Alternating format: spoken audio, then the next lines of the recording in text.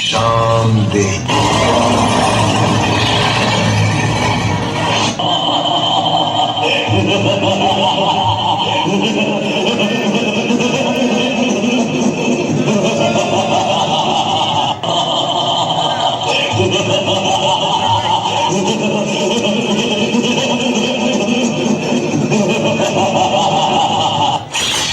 ये कहानी है मेरे प्रभु श्री राम, उनकी जो मानव से भगवान बन गए, जिनका जीवन था मर्यादा का उत्सव और नाम था राघव, जिनके धर्म ने तोड़ दिया अधर्म का अहंकार।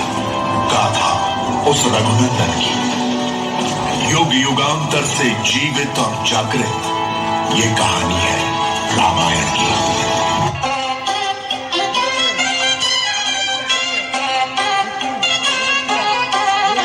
भूत पिशाच